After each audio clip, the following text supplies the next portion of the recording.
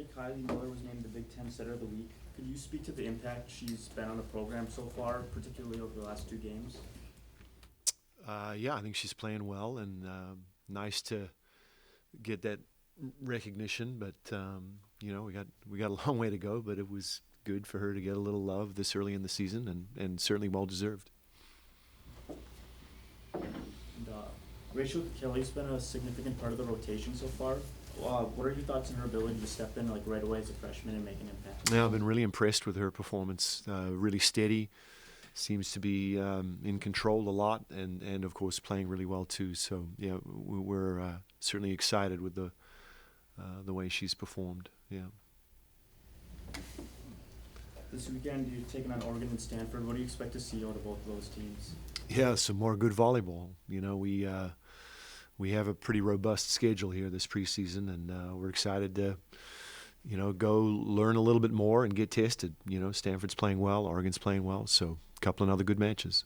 Coach, what was it like to host Florida for your home opener? You had a top 10 team coming in, and you were able to get a nice win. It had to be a fun night for the group. Yeah, it was great. I like that format that we were able to put together with Stanford and Texas and Florida, the one at home, one away. I think that's a better format for us than the once every 4-year rotation we're in with this Big Ten Pac-12 thing this weekend, or even the Big Ten ACC thing we do weekend one.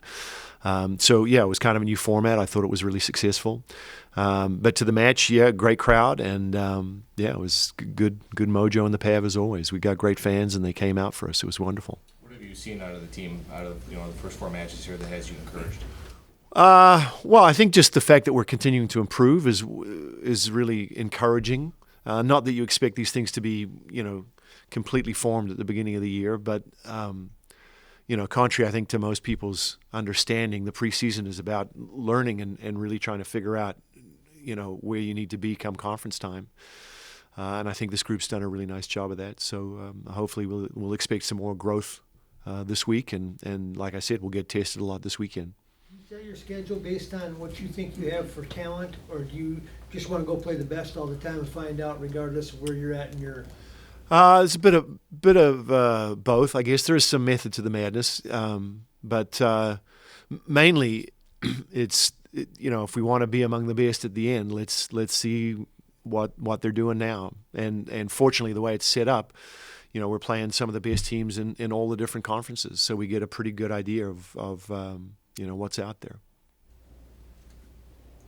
How much does it help to play those kind of teams that you're going to play, especially this weekend, for some of those younger players to really understand what that's like as the season kind of moves along, for experience? Yeah, I think it's a big deal. I mean, these seasons are long, and they're difficult, especially in the conference that we play in. And I'm not saying that's a bad thing; it's just the reality of it. So I think for our underclassmen, the more they can get accustomed to the idea of the demands on a daily level and the discipline and the commitment that it takes, kind of every play every day to be good at this level, I think the sooner we can learn those lessons, the better off we're going to be. But they're hard lessons, and they're not fun.